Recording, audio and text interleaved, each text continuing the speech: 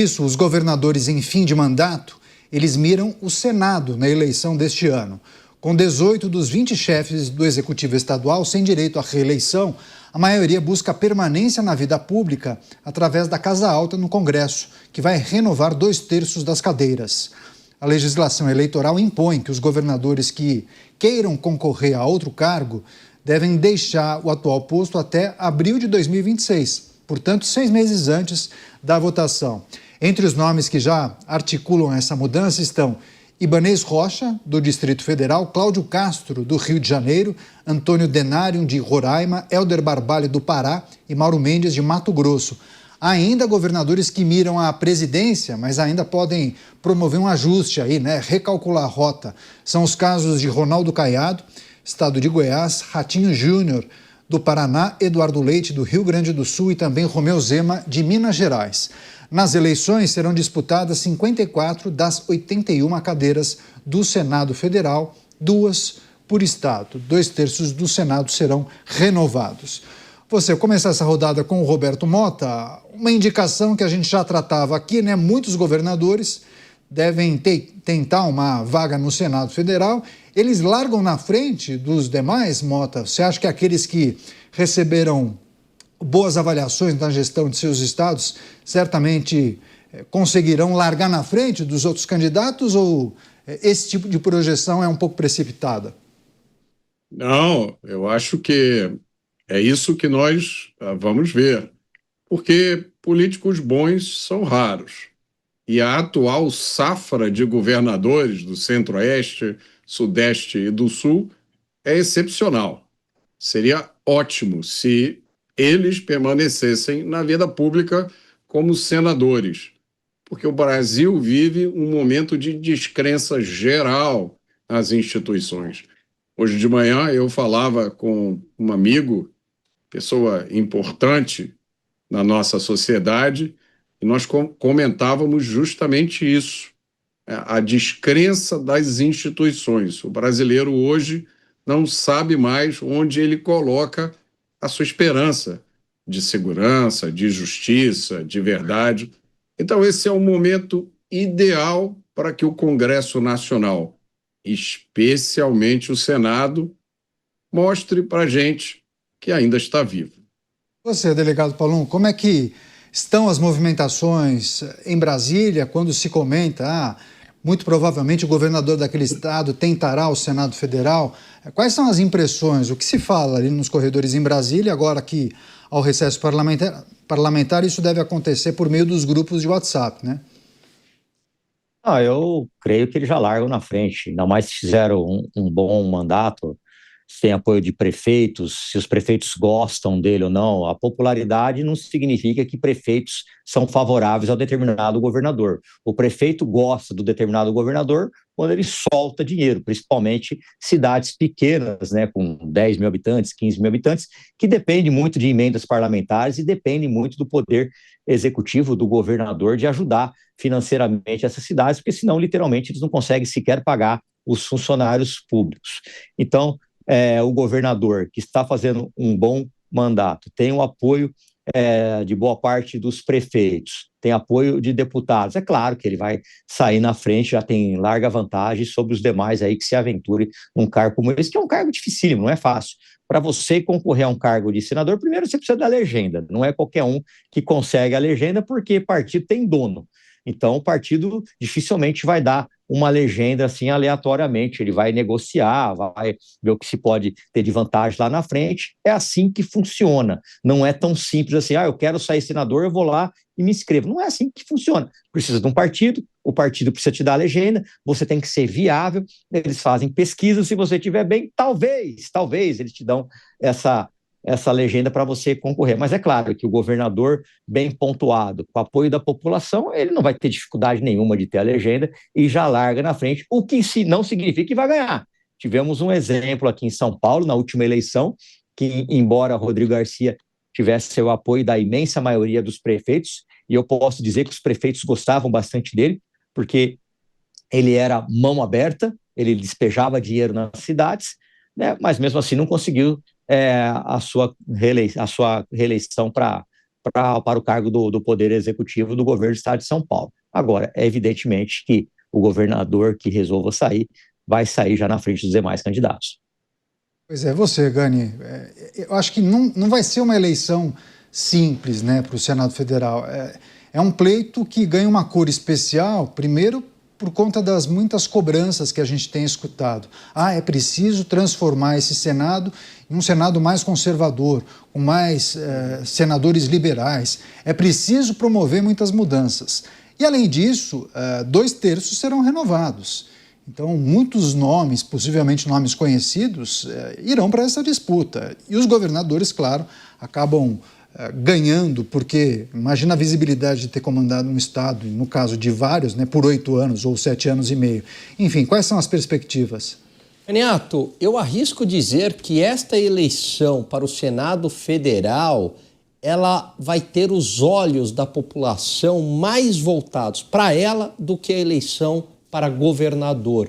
Isso porque não é de hoje, né, que as lideranças de direita, o próprio Valdemar Costa Neto, entre outros, né, têm dito que é uma eleição crucial, super importante, fazer o maior número de senadores. Por quê? Porque com mais senadores você conseguiria ali pautar algumas medidas, alguns projetos para fazer aquele bom enfrentamento ao poder judiciário, rebalanceando aí essa democracia brasileira. Então, esse discurso, ele não é de hoje, ele vem sendo construído há muito tempo. Não à toa, a gente percebe muita gente no campo da direita e que nem tem muita chance, para falar a verdade, mas tentando se arriscar numa candidatura ao Senado. Agora, é claro que governadores saem na frente, ficaram muito tempo, aí 8 anos na vitrine, com toda a exposição, o que também vai dar um ar mais sexy, vamos colocar assim, para essa eleição do Senado. Por quê? Porque você vai ter muitos ex-governadores disputando cargos ao Senado, o que torna uma eleição mais popular. Geralmente a gente acha a eleição do Senado mais distante, menos popular, com figuras menos populares. Nesse caso é diferente, né? Com mais governadores, essa eleição do Senado tende a ficar mais popular e também porque a pauta acaba sendo também mais popular, principalmente para o lado da direita. Se aquilo que muitos pregam, torcem e esperam acontecer, Mota, portanto, a renovação indicar uma presença muito maior de políticos de centro-direita, de direita, liberais e conservadores, você acredita que aquelas pautas que tantos falavam, é preciso, sei lá, em algum momento discutir ou avançar com algum projeto que indique o impedimento de um magistrado, sei lá, coisas nessa linha, ou alterar as regras do funcionamento da Suprema Corte. Você acha que isso poderia acontecer? Ou muito se fala, mas quando chega na hora, as pessoas acabam esquecendo aquilo que prometeram. E caiu o Mota. Não, voltou agora. Mota, teve uma interrupção no seu sinal, você já voltou. Entendeu a pergunta, né? Entendi, fiquei até assustado com a interrupção. Então eu vou responder com cuidado. Não, eu vou responder o que eu ia responder de qualquer jeito. Eu não acredito nessa possibilidade, Caniato.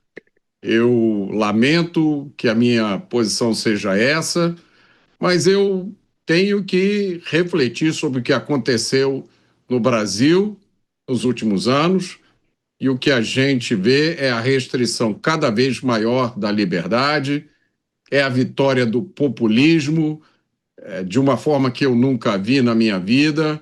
É uma decepção atrás da outra, com pessoas que se elegeram prometendo ser as mais conservadoras ou liberais do planeta, só para sumir depois das eleições, ou aparecer só nas redes sociais fazendo videozinho de lacração.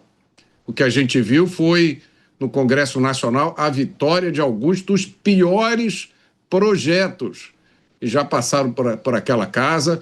Eu vou citar só a tragédia da reforma tributária, essa palhaçada da isenção do imposto de renda, que não é isenção, é apenas um cumprimento parcial de uma obrigação do Estado, e que vai aumentar brutalmente a carga tributária para muita gente que ainda não percebeu isso. As pessoas só vão perceber quando chegar na hora da declaração do imposto de renda do ano que vem. Aí já vai ser tarde demais. Então eu me pergunto, se um congresso como esse, né, e eu sempre faço as devidas exceções àqueles parlamentares que são em pequeno número, mas que existem, que são conscientes, como o nosso delegado Palumbo aqui, que estão remando contra a maré, que tentam o que é possível. Mas, infelizmente, a grande maioria não pensa assim. A grande maioria está pensando nos resultados imediatos. Então, se a gente não consegue tratar dessas coisas mais básicas, se a gente não consegue impedir que o governo toda hora invente uma regra nova, que depois ele mesmo burla, não, isso aqui não se enquadra na regra, isso aqui não se enquadra na regra, se a gente não consegue impedir que um deputado de um partido micro atravesse a rua e consiga, através de uma decisão judicial, o que não conseguiu através da política, se a gente não consegue impedir nada disso, que esperança que a gente pode ter de que o Senado vai representar algum tipo de mudança? Eu não acredito em milagres. Então, eu acho que essa mudança virá algum dia. Eu sempre digo isso para as pessoas que não têm esperança. Não é uma questão de esperança, eu tenho certeza, olhando para a história do Brasil, que nós, um dia, vamos ver uma mudança, vamos ver muita coisa que está sendo feita agora ser desfeita, vamos ver mais uma vez pessoas sendo indenizadas pelos abusos do Estado, porque isso é rotina no Brasil. Eu só não sei quando isso vai acontecer. E eu acho pouquíssimo provável que isso vá acontecer simplesmente como resultado das eleições, porque isso não tem a ver com o movimento eleitoral. Se trata de uma questão institucional, cultural e ideológica. Pois é, várias mensagens aqui, inclusive o Sérgio Luiz. Mota, sempre sensato, concordo plenamente com você, Sérgio Luiz.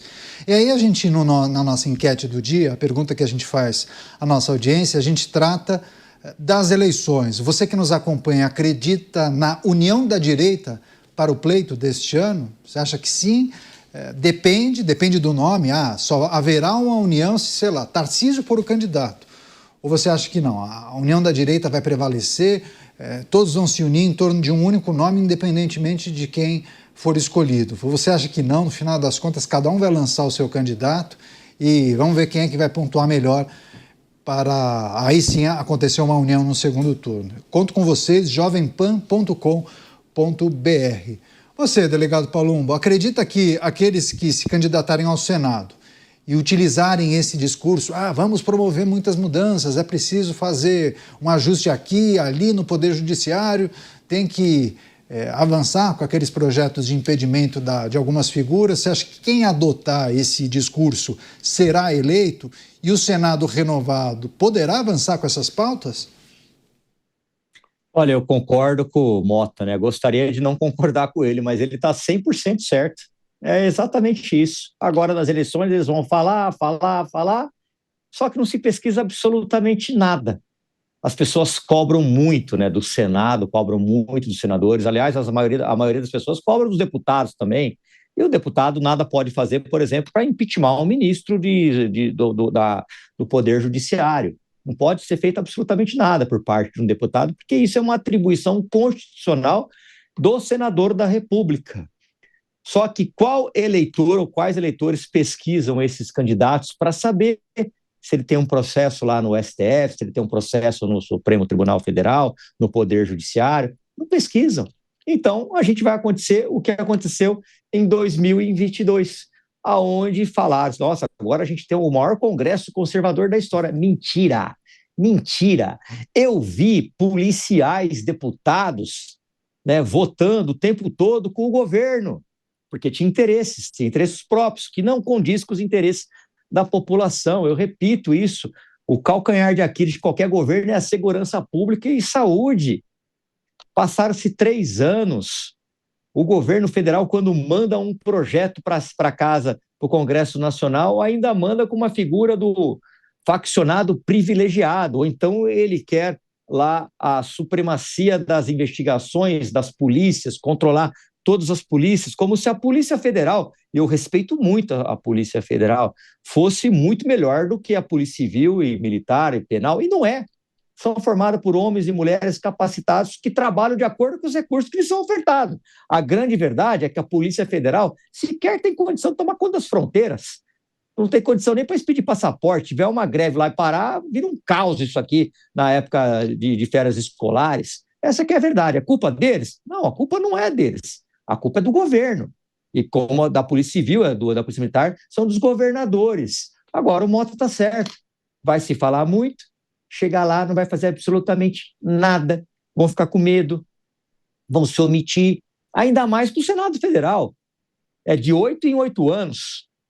Na cabeça do senador que se elege, ele fala assim, o povo daqui a pouco ele esquece. É só a população pegar agora e entrar nas principais figuras do Senado Federal, dá uma olhada aí quais deles limitam os comentários nas redes sociais. Eu não acho normal um político ficar limitando o comentário na rede social. Por que ele está limitando? Porque é aquele mesmo político que não pode ir num aeroporto, que não pode ir numa feira livre, que não pode andar tranquilamente numa estação de trem, na rodoviária, não pode. Aliás, eles nem vão nesses lugares, né? Vão em época de Copa do Mundo, que vai de 4 em 4 anos lá para pedir voto, ou então gasta 3 milhões de fundo partidário para fazer sua campanha e manda um monte de gente fazer esse trabalho no seu lugar. Pouquíssimos fazem isso. Então o Mota está certo. Vai ser muito blá, blá, blá e pouquíssimos terão atitude. E quando a gente sabe que um senador tem atitude? No voto, nos pronunciamentos que tem que condizer com aquele voto, quando ele vai fazer aprovar ou não, votar ou não a favor de um projeto, e nos requerimentos, pedidos de impeachment, outros tipos de pedido para abrir para a abertura de CPI, não vão fazer isso. Os que fazem isso merecem palmas. Os que não fazem, na verdade, são uns grandes enganadores aí da população e vão fazer isso novamente nas próximas eleições. Uma rápida parada para você que nos acompanha pela Rede Jovem Pan. Eu te espero na volta do break. Nós seguimos aqui com os nossos comentaristas. Só para fechar essa rodada de análises, você, Alan Gani, o que é preciso considerar sobre aqueles que defendem mudanças substanciais no Senado Federal e provavelmente vão se apegar a esse tipo de discurso. Isso vai fazer a diferença? E a partir do momento em que essas pessoas forem eleitas, você acha que é possível avançar com questões tão sensíveis? Porque há uma relação entre congressistas e possibilidade de avaliação dos próprios ministros, né, na Suprema Corte. Então, há quem diga, esses projetos de impedimento não avançam porque muitos senadores, aspas, tá, têm rabo preso. Muitos falam isso, né? É verdade, né? Eu sigo o voto aí aliás, o voto excepcional do relator Mota, né? Estou com ele aqui no nosso parlamento. Porque, veja, isso é uma máxima aqui do Brasil, o patrimonialismo. Então, a pessoa ela entra para a política para se apoderar, né, do Estado, dos interesses do Estado para fins particulares. Então, ela se apodera lá do Estado e ela quer resolver um objetivo pessoal dela, quer enriquecimento, quer poder. Então, aquilo que ela prometia durante a campanha é esquecido, né? Lógico, tem exceções, Palumbo é uma exceção, Van Hatten é outra exceção, entre outros, né? Mas a maioria não pensa dessa maneira, a maioria pensa nos interesses fisiológicos. E aí, como o Mota trouxe, né, com agravante hoje, que é a selfie lá para a rede social, né, já pensando na próxima eleição. Porque, infelizmente, a gente também tem uma ideia de que lacrar na rede social vai resolver problemas no mundo real. Ainda para resolver problemas no mundo real, Caniato, você precisa de medidas no mundo real e não é no mundo virtual. Então, comissões de trabalho, grupos organizados de parlamentares, né? Criação lá de CPIs, enfim, fomento a think tanks, entre outras medidas. Agora, ficar só lá falando em rede social não adianta, né? Não estou falando que aqui eu sou contra a rede social tem também o seu valor da opinião pública, de pressão popular e tudo mais. Mas você também precisa de medidas propositivas no mundo real. E muitos desses parlamentares ficam aí só lacrando e lutando pelos seus interesses pessoais. Vide as emendas, como cresceram as emendas. Aí sim, aí eles lutam para valer. Agora, em relação a outros temas mais sensíveis, aí todo mundo fica, quietinho.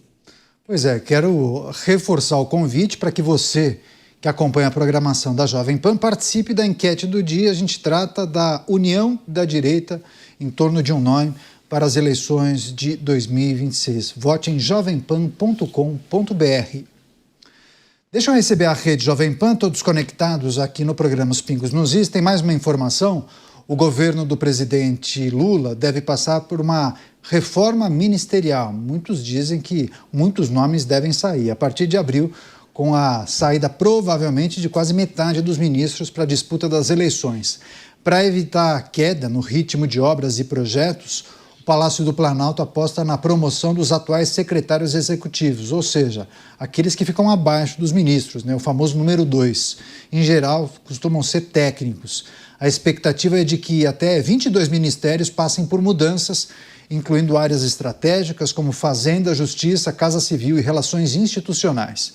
Entre os primeiros a deixar o cargo estão Fernando Haddad e Ricardo Lewandowski, que já admitiram saída, mas disseram, pelo menos nos bastidores, que não pretendem disputar o pleito. E aí eu faço a pergunta, se não vão disputar, por que vão sair? Você, delegado Palumbo, seria legal tirar essa dúvida. Vários devem sair dos ministérios, por uma razão óbvia, vão disputar o pleito. Agora, nesses dois exemplos da reportagem, Haddad e Lewandowski disseram que vão sair, vão deixar as pastas, mas não vão disputar pleito. Por quê? Eu acredito que o Haddad vai disputar sim, Pelo menos deve disputar para o Senado, aqui pelo estado de São Paulo. Para governo, ele não tem a mínima chance, se o Tarcísio resolver ir a candidato à reeleição, se ele não se candidatar a presidente, o Haddad não tem a mínima condição de ganhar. Aliás, acho que não ganharia com nenhum candidato da direita, a não ser que o candidato da direita fosse muito ruim para ele ganhar uma eleição, porque o estado de São Paulo, principalmente o interior do estado de São Paulo, ele é eminentemente de direita. Eu posso falar isso porque eu ando pelos interiores aqui, pela região de Ribeirão Preto, Presidente Prudente, e eu vejo isso nas ruas. Agora, para o Senado Federal, ele é um forte concorrente, sim, a ganhar uma das cadeiras, haja vista que são duas. Eu acredito que ele vá sair. Lewandowski talvez seja pela já certa idade, já se aposentou no cargo de ministro do STF, talvez queira descansar. Não acredito que ele vá sair para nenhuma disputa eleitoral, mas o Haddad, ele deve sair sim, Caniato. Pois é, o delegado Palumbo lembrou da gestão dele aqui na prefeitura. O Haddad foi prefeito de São Paulo e pela primeira vez, quando ele foi disputar a reeleição, pela primeira vez, um candidato venceu no primeiro turno. Ou seja, na disputa com o João Dória ganhou em primeiro turno, ou seja, foi uma clara evidência de que a população da capital paulista não aprovou a gestão de Fernando Haddad. Você, Gânio, o que a gente pode considerar em relação à saída dos ministros de Lula? Muitos vão se candidatar. O governo fica desfigurado ou você acha que não? O número 2 vai tocar as demandas da mesma forma?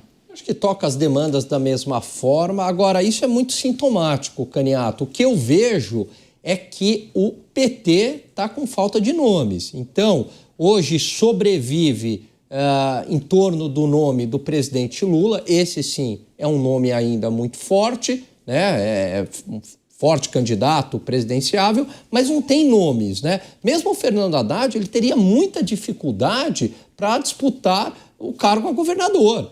Ele teria chances no Senado Federal, aí sim ele teria chances. Mas tirando o Fernando Haddad, qual outro nome competitivo do PT, Talvez Camilo Santana, mas não tem mais como a gente observava no passado. Tanto é verdade, basta a gente olhar o número de prefeituras que fez o PT, ou mesmo governadores hoje do PT. Então, é bem diferente do que já foi lá no passado. Então, isso é um grande problema para o partido, até porque o presidente Lula deve disputar a sua última eleição, Então, como é que fica o PT no pós-Lula? Esse é um grande problema. Não há nomes competitivos na política. Você, Mota, o que é preciso considerar em relação a esse processo de escolha de nomes para disputa de cargos nas eleições? muitos vão deixar a cadeira de ministério, vai passar para o número 2. Enfim, alguma alteração importante no governo? Como é que o presidente da República tem que organizar a casa? Dá para piorar? Você tem dúvida, Caniato? Bom, primeiro eu queria falar sobre essa história de candidatura.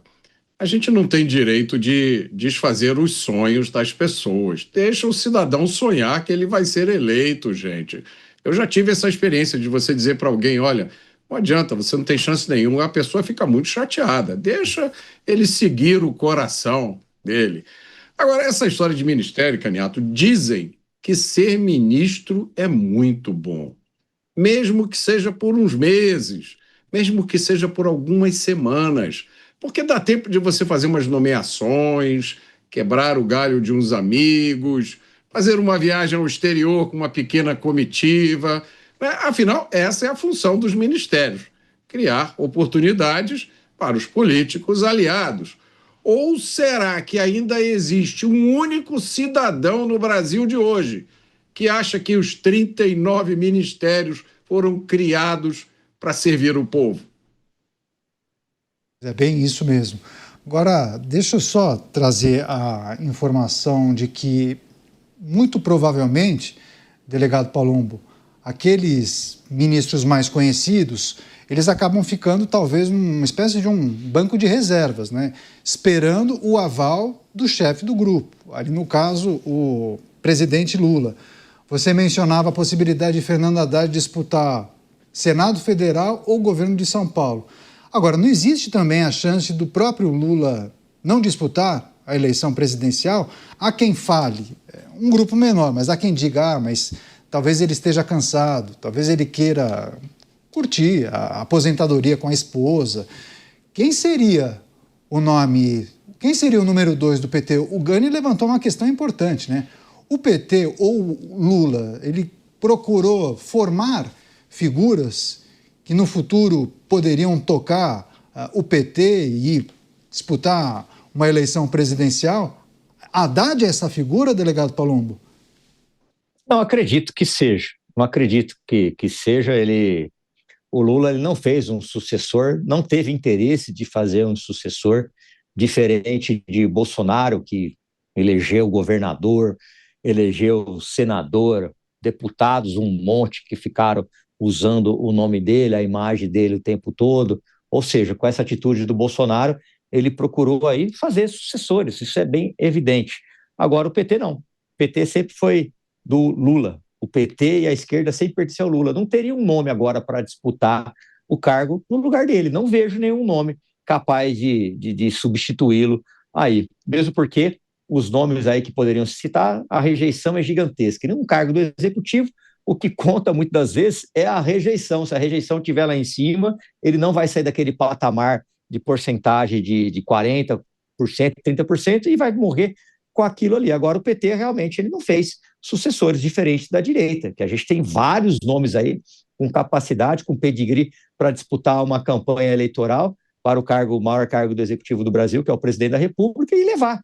Essa que é a verdade. Então, acho que para o Haddad, se ele está se afastando, muito provavelmente, né, ele vai concorrer aí ao Senado Federal, ou talvez ao governo do Estado de São Paulo, né, atendendo a um pedido aí do presidente Lula. Pode ser que ele venha também ao governo do Estado de São Paulo, mas aí a gente tem outras figuras. Tem o Alckmin, né, que não é petista, se tornou depois que se aliou ao Lula, mas a gente sabe que ele está mais ali para o centrão, né, que não é aquele petista raiz, não é aquele esquerdista raiz. Agora, diferente do Haddad, que ali já tem os mesmos viés político e ideológico. O Alckmin, não, ele foi se transformando com o tempo, viu que era melhor ficar do lado do Lula, foi para o lado do Lula. E também é um forte candidato ao Senado e talvez ao governo do estado de São Paulo. Mas não acredito nessa possibilidade do Haddad deixar o ministério e não concorrer a algum cargo, Caniato. Acaba sendo uma saída preventiva, né? Nem ele sabe se vai disputar, mas pelo menos ele acaba saindo no prazo para disputar, caso seja convocado pelo chefe. É isso, né, Gani? Com certeza, né? Agora, eu vejo que se ele fosse disputar a eleição para governo, seria uma péssima ideia, né? Eu vejo que a reeleição do Tarcísio é praticamente garantida. Agora, é claro que tudo pode mudar, Caniato, se o Tarcísio de Freitas, né, as peças ainda estão movendo nesse tabuleiro político, sair para presidente, Flávio Bolsonaro abandonar a candidatura. Aí, talvez aumente a probabilidade de Fernando Haddad ser escalado e aceitar, né, claro, disputar a eleição para o governo do Estado. Agora, eu vejo que ele tem muito mais chances no Senado Federal do que no governo do Estado. É engraçado isso, né? Por que você acha isso? Porque ele pegaria todo o eleitorado de esquerda? Porque, bom, primeiro porque Porque assim, as pessoas votarão em 2 nomes. São 2 nomes, né? Então, geralmente, aqui em São Paulo, ganha um de direita, o outro de esquerda. Então, ele pegaria todo o eleitorado de esquerda. E aí, sim, no campo da esquerda, ele seria o candidato mais forte, né? E o outro cargo de senador ali estaria para a direita, né? Para o campo da direita. Então, acho muito improvável que ganhe 2 de direita. Agora, na eleição para o governo do Estado, aí porque a popularidade do Tarcísio está muito grande, está muito alta. Então, eu vejo que ele teria muita dificuldade, também é uma eleição mais popular, enfim, ele teria muita dificuldade de vencer o Tarcísio de Freitas. Arrisco até dizer que talvez o Tarcísio leve no primeiro turno, caso ele seja o candidato. Agora, no Senado, o Haddad acaba tendo mais chance. Pois é, mas pegando a eleição de 2018, que nós tivemos a renovação de 2/3 do Senado, naquela ocasião, Major Olímpio, do então PSL, foi eleito com 25% aqui em São Paulo, e em segundo lugar ficou Mara Gabrilli, do PSDB. O PSDB se notabilizou em São Paulo por fazer um enfrentamento ao Partido dos Trabalhadores, ainda que seja um partido centro-esquerda, mas se colocava contra as pautas do PT, pelo menos se notabilizou por conta desse enfrentamento. E aí, em terceiro lugar, Eduardo Suplicy, que tinha sido senador por muitos anos, sendo eleito pelo Partido dos Trabalhadores. Então tem essa leitura, né? A segunda opção das pessoas, muitas vezes, é alguém mais moderado, né? Então, até quem é de direita topa votar alguém de centro-direita ou até de centro para impedir que o candidato de esquerda acabe entrando no Senado Federal. Enfim, é esse cálculo que muitas vezes os partidos fazem, né, Mota? Vamos lançar esse candidato ao Senado, porque esse vai ser a segunda opção dos eleitores de São Paulo. Eu acho que em Santa Catarina isso deve acontecer com a história da Carol de Tone, do Carlos Bolsonaro, e há quem diga que a mim ficaria de fora, né? Eu já testemunhei pessoas especializadas fazendo esses cálculos, Caniato. Eu confesso que eu nunca consegui entender.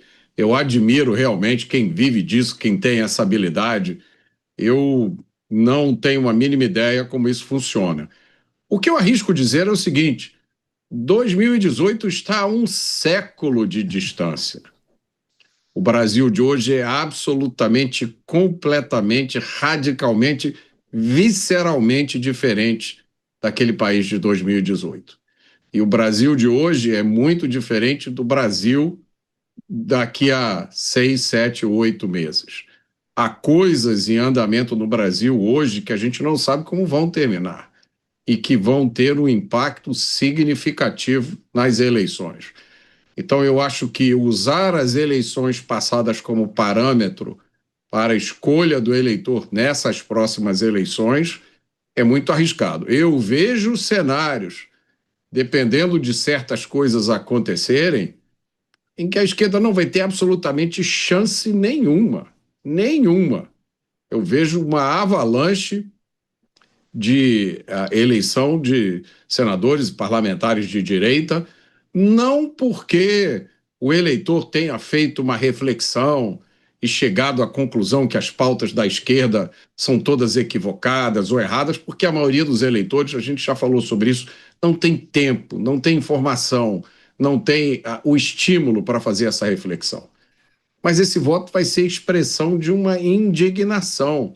A única coisa que resta ao cidadão brasileiro é ele votar em alguém que ele sabe que é declaradamente, frontalmente contra aquelas coisas que estão acontecendo hoje no Brasil. Então, eu acho que qualquer previsão que se faça hoje sobre o que vai acontecer nas eleições, ela não vale mais amanhã. Pois é, delegado Palumbo, o que se sabe sobre os nomes que poderão disputar o Senado Federal por São Paulo? Já divulgamos aqui várias vezes, né? Guilherme Derrite deve disputar pelo PP e fala-se em Fernando Haddad pelo Partido dos Trabalhadores. Mas também a gente escutou nomes como Ricardo Salles poderia disputar pelo Novo, há quem fale que o PL poderia lançar um nome a ser a segunda opção, né? Aqueles de direita ou de centro-direita poderiam votar em Derrite e aí em um outro candidato, talvez do PL. Há quem diga que o pastor Marcos Feliciano poderia disputar, até Cezinha de Madureira, pelo PSD, enfim. Quais são os nomes que vêm sendo aventados? O senhor já escutou algum nome importante que poderia disputar? Alguma surpresa? Porque eu me lembro que Major Olímpio foi o azarão, né? Ele acabou sendo a segunda opção de tanta gente que ele fechou em primeiro em 2018, né? Surpreendeu muita gente. É verdade. E foi um bom senador. Agora, Ricardo Salles, eu acho que virá pelo Partido Novo, Guilherme Derrite pelo PP, né? Acho que o Haddad pelo PT. Não sei se o PSOL vai lançar alguém, não sei se ele vai lançar alguém ou não, muito provavelmente vai lançar também, mas os nomes são aí, né? Depende de pesquisa também, né? Pode ser que saia aí no meio dessa aí uma pessoa aí que nunca se declarou candidata ao Senado, mas que esteja pontuando nas pesquisas. Falta muito tempo ainda até as eleições, né? O ano já é este ano, né? Daqui a pouco já estamos aí, mas tudo pode acontecer. Em política tudo muda de uma hora para outra. É igual temporal. Quando vê, você já está debaixo de uma chuva aí, você não sabe o que está acontecendo. E na política é a mesma coisa. Passa a nuvem, o cavalo branco pulou, você passa, pula em cima dele e foi eleito. Foi assim que aconteceu com o Major Olímpio. Mas a gente tem que lembrar que naquela época o Bolsonaro estava fortíssimo, né? Fortíssimo, e quem ele colocava a mão ali, difícil não entrar. Foi o que aconteceu. Só para fechar aqui as análises, nomes que vêm sendo aventados pela esquerda. Marina Silva poderia disputar e também fala-se na possibilidade de Érica Hilton. Érica Hilton, que é do PSOL, né? Disputaria pelo PSOL o cargo do Senado. Enfim, vamos aguardar.